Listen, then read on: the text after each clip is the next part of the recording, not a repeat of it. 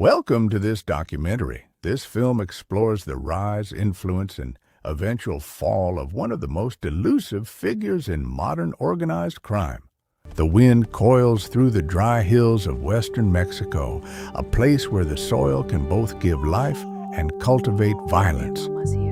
In such a landscape, on July 17, 1966, a boy was born whose name would later appear on the list of the world's most dangerous wanted men, Nemesio Oseguera Cervantes.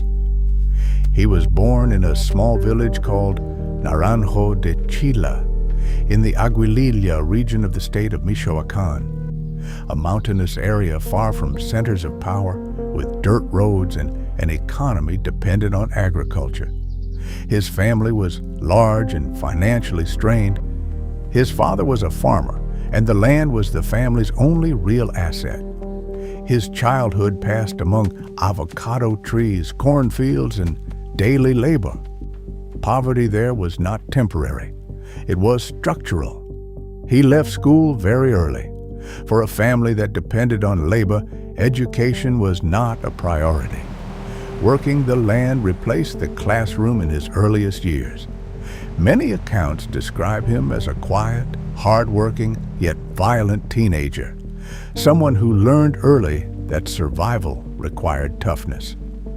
During the 1970s and 80s, Western Mexico was changing. Traditional agriculture could no longer answer poverty. At the same time, the underground drug economy was expanding. Marijuana and opium were cultivated in rural regions, and mountain roots were ideal for trafficking. Many village youths became directly or indirectly connected to this economy. There is no precise historical certainty about when his first contact with this world occurred, but most sources agree that in his youth he looked north, toward the United States. Migration was the shared dream of his generation. In the mid-1980s, he crossed the border illegally and entered the United States. His destination was California, where thousands of Mexican migrants worked in manual labor, agriculture, and service jobs. Life as an undocumented migrant meant a hidden identity, exhausting work, and constant fear of arrest. But for him, migration was not just a labor experience. During these years, his first serious encounters with the law were recorded. According to police records in 1986, he was arrested in the San Francisco Bay Area on charges of weapons possession and stolen property. This was his first formal encounter with the U.S. justice system. A few years later, in 1989, he was arrested again in San Francisco on drug distribution charges. The arrests did not end his trajectory. He was deported, returned again, and was arrested once more. In September 1992, he was detained in Sacramento on federal drug charges. This time, he received a more serious conviction and served several years in prison. Prison became a pivotal point in his life. Many transnational trafficking networks take shape in such environments. Contacts are formed, routes are learned, and individuals connect to larger circles. Some investigations suggest that during this period, he established links with methamphetamine production and distribution networks in California, networks that would later play key roles in cartel structures. After completing his sentence, he was deported to Mexico. This return was not the return of a migrant laborer. It was the return of someone who now had prison experience, criminal contacts, and knowledge of drug markets. Mexico, however, had changed in the meantime.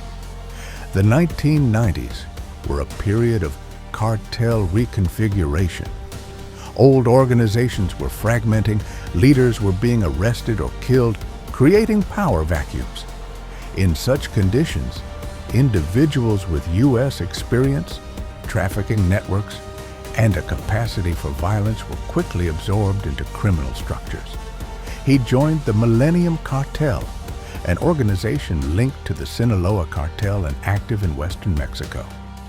There, he initially became part of armed operational units, groups tasked with protecting shipments, leaders, and territory. Within this structure, he operated under trafficker Armando Valencia Cornelio. The unit he belonged to functioned effectively as an assassination and protection squad. The year 2003 became a turning point.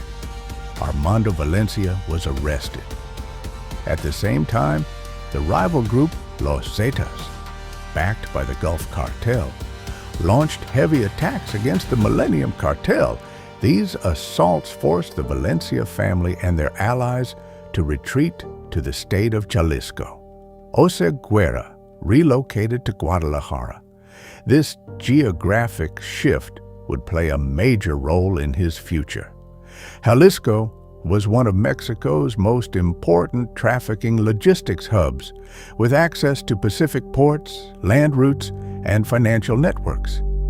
In Guadalajara, he developed closer ties with his father-in-law, Jose Luis Gonzalez Valencia, and the family's financial network, a family that would later become the financial backbone of the organization the world came to know as CJNG. During the same period, the Millennium Cartel allied with a Sinaloa faction led by Ignacio Coronel. Under this alliance, Oseguera assumed responsibility for drug operations and armed actions in Jalisco and Colima. This was the first time he experienced real regional command. He was no longer just an armed operative. He was an operations manager. In 2010, the death of Ignacio Coronel in a clash with the Mexican army created another power vacuum. Sinaloa-linked structures in Jalisco fractured. The Millennium Cartel had already been weakened. As a result, a core of remaining forces decided to build a new organization. Out of this vacuum emerged the Jalisco New Generation Cartel, CJNG. Initially, the group functioned as the armed wing of former allies, but it quickly became independent. Oseguera rose to the top, not through voting, but through a combination of violence, experience, and family networks. His strategy was different. He wanted to militarize the cartel. He trained forces, acquired heavy weapons, built multi-layered command structures, created rapid response units.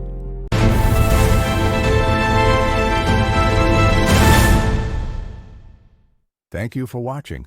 If you found this documentary informative, don't forget to like the video and subscribe to the channel for more in-depth stories and investigative content. Your support helps us continue bringing you powerful, fact-based documentaries from around the world. Stay informed, and we'll see you in the next one.